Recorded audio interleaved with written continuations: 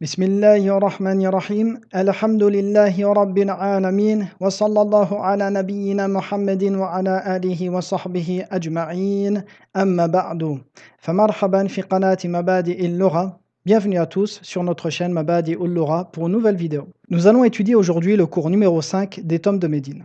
Avant de débuter le cours, il est essentiel d'étudier une introduction à Al-I'rab. Rappelez-vous, nous avons rappelé la semaine précédente que Al-I'rab est la variation de la terminaison des mots. Cette variation d'une dhamma vers une fatha ou une kasra s'appelle Al-I'rab.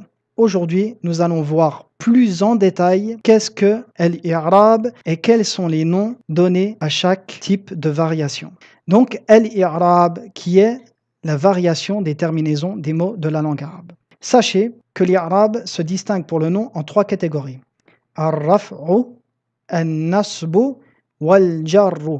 Ar-raf'u, ce terme est employé quand le mot termine par une dhamma. An-nasbu, ce terme est employé quand le mot finit par une fatha. Al-jarru, ce terme est employé quand le mot finit par une kasra. Donc ici, vous avez les trois possibilités de terminaison pour un nom. Peu importe la construction d'une phrase, vous ne verrez jamais un nom sortir d'une de ces trois catégories. Voyons plus en détail. Ar-raf'u. Sachez que la base de la déclinaison d'un nom est ar-raf'a. Si un jour vous ignorez la déclinaison d'un nom, alors restez sur la règle de base qui est ar-raf'u. Quel est le signe de ar-raf'a? Son signe distinctif est ad-dhamma. Un exemple. Ja'a Muhammad. Ja'a Muhammad. Vous ignorez la terminaison de Muhammad. Que faites-vous? Restez sur la base. La base, c'est qu'il soit décliné au ar-raf'a et le signe distinctif du ar-raf'a est la dhamma. Donc vous direz Ja'a Muhammadun. Ja'a Muhammadun.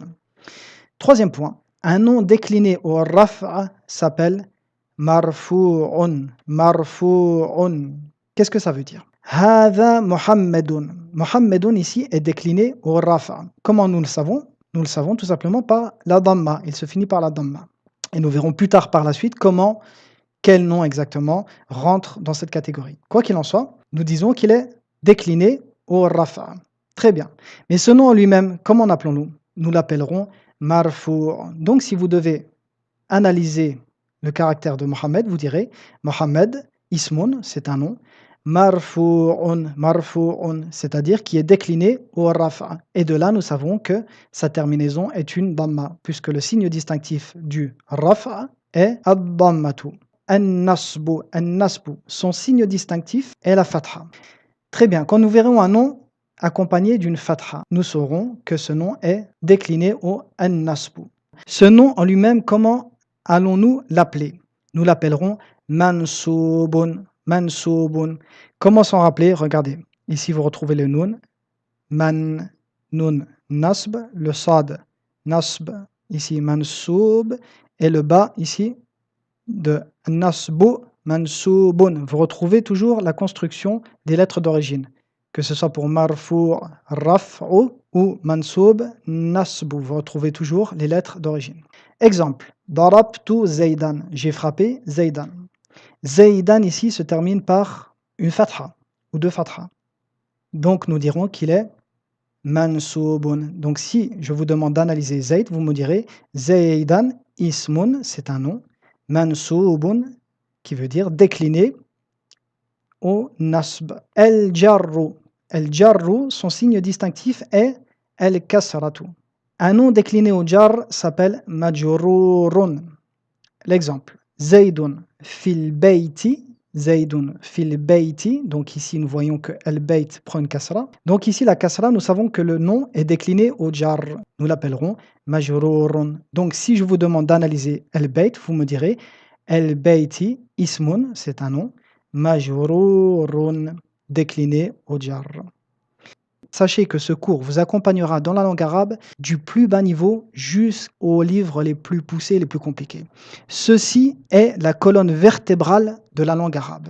Al-i'rab, c'est sa colonne vertébrale. C'est par al-i'rab que vous comprendrez le sens réel des noms, leur fonction et leur action dans la phrase. Ad-darsu al-khamis, le cours numéro 5. Al-idafa. Al-idafa. Al-idafa qui est l'annexion. Qu'est-ce que al-idafa? Regardez, ceci est une discussion entre Saïdun et Yasir. Saïd dit Akitabu Muhammadin, Hada ya Yasir. Est-ce que ceci est le livre de Mohammed, Ya Yasir? Donc, qu'est-ce que Al-Idafa? Regardez ici. Le premier nom, Kitabu, est annexé au deuxième nom, Mohammedin. Qu'est-ce qui s'est passé sur la terminaison des noms?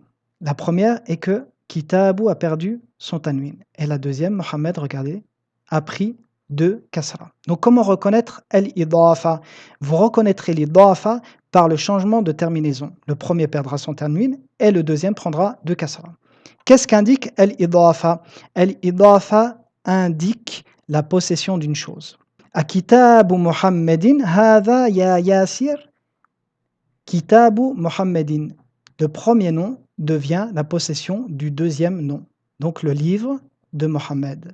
Est-ce que ceci est le livre de Mohammed? Oh Yasir. Qala Yasir. La, hada kitabu Hamidin. Non, ceci est le livre de Hamid. Sa'idun. Ayna kitabu Mohammed. Où est le livre de Mohammed? Yasir. Huwa ala al-maktabi hunaka. Il est sur le bureau. Hunaka. Là-bas. Sa'idun. Ayna daftaru Ammarin. Où est le cahier de Ammar? Yasir. Huwa ala maktabi al-mudarrisi. Il est sur le bureau du professeur. Sa'idun. Qalamu man hadha ya Aliyu. C'est le stylo de qui? Oh Ali. Aliyun. Hadha qalamu al-mudarrisi. Ceci est le stylo du professeur. Sa'idun. Ayna haqibatul mudarrisi. Et où est le sac du professeur? Ali. Hiya tahta al-maktabi. Il est sous le bureau. Donc, al-idafa. Comme je vous l'ai dit, al-idafa a pour but d'exprimer la possession. La possession du premier nom pour le deuxième. Al-idafa se constitue toujours de deux noms. Ces deux noms se nomment mutuellement al-mudafu wal-mudafu ilayhi. Donc, al-mudaf, l'annexé, al-mudafu ilayhi, celui vers qui on a annexé. Al-mudafu est le premier nom, ici. Kitabu Zaydin. Celui-ci est le mudaf. Le deuxième, al-mudaf ilayhi, est ici. Exemple, kitabun, attention ici, ce n'est pas une kasra, c'est une fatha, c'est une erreur de frappe.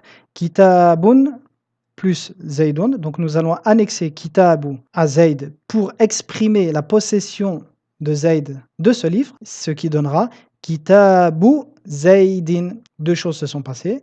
Nous avons supprimé le tanwin du premier nom et le deuxième nom est devenu majrour.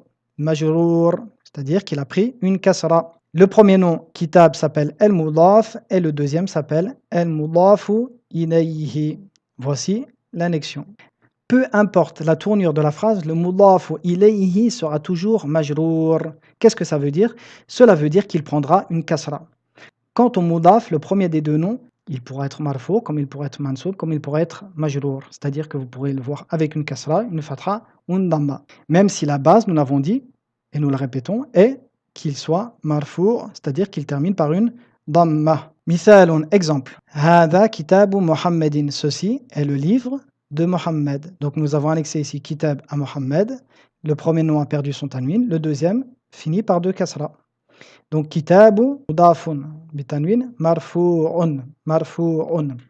Donc c'est un mudaf et il est marfu'. Pourquoi? Parce qu'il finit par une damma. Quant à Mohammed, il est mudafun ilayhi. Mudafun, ici tanwin. Ilayhi. Majrourun. Majrourun. Pourquoi? Parce qu'il prend une kasra. Et rappelons-le, al-mudafu ilayhi est toujours majrour.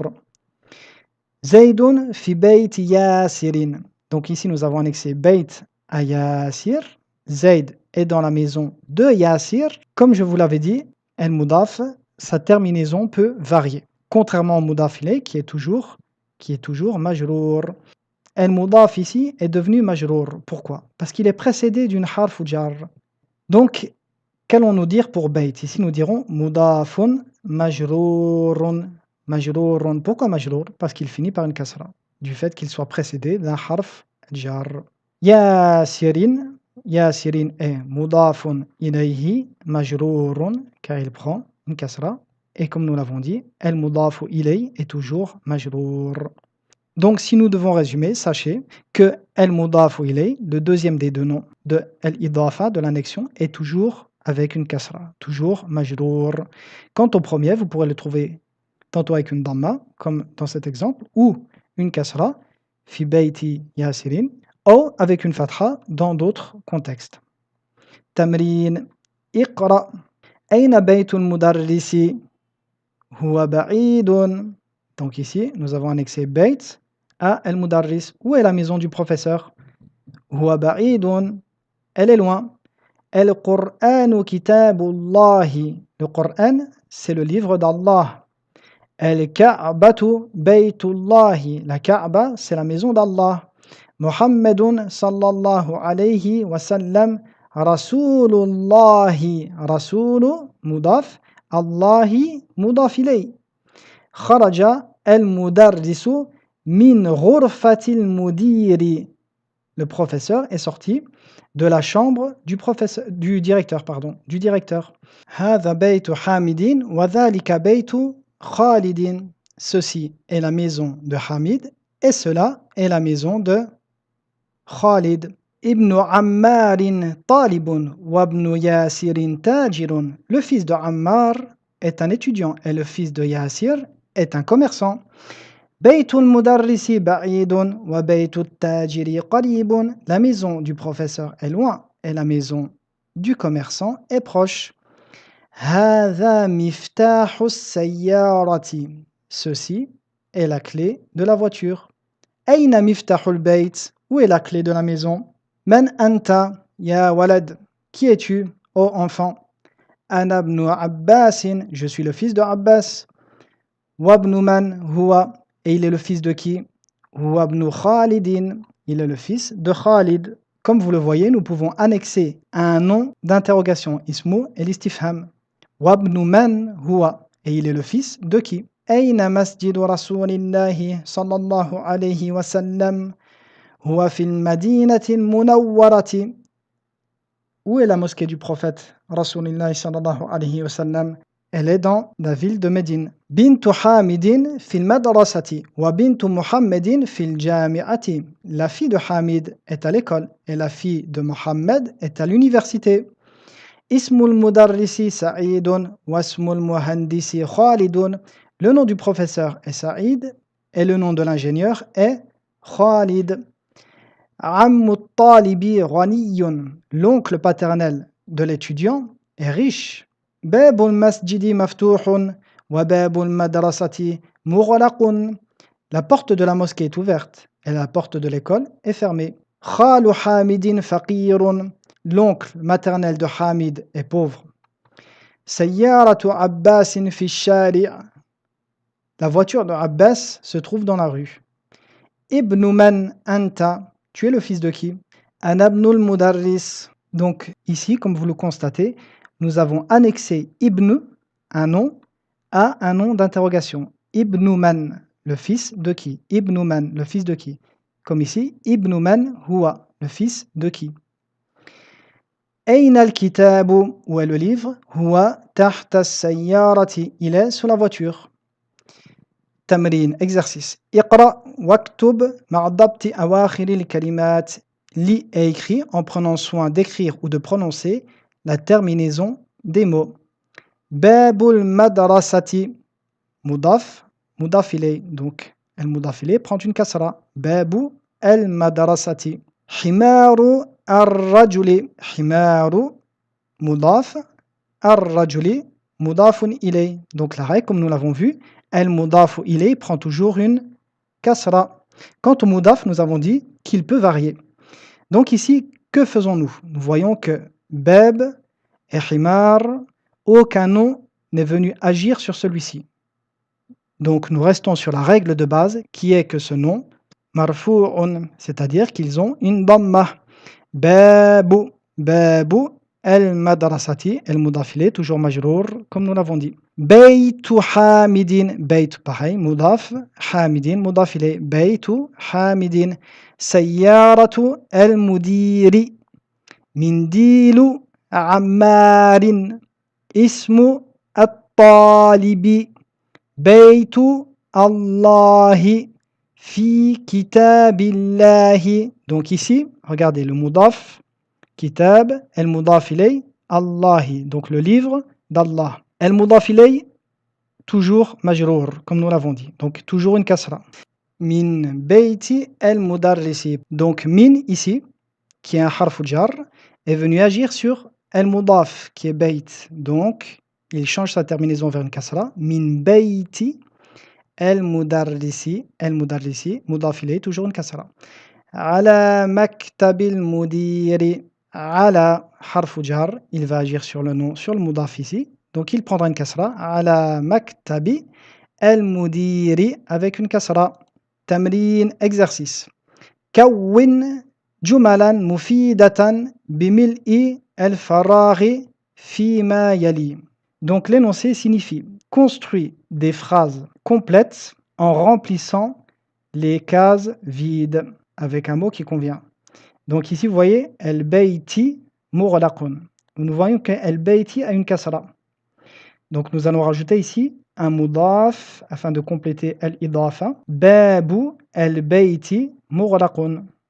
La porte de la maison est fermée. Et je vous laisse finir cet exercice par vous-même. Entraînez-vous, assimilez bien al-idafa et particulièrement à poser les bonnes harakat à la fin de chaque mot. Et nous nous arrêtons ici pour aujourd'hui. N'hésitez pas à répéter ce cours-là car il a vraiment toute son importance dans la grammaire arabe.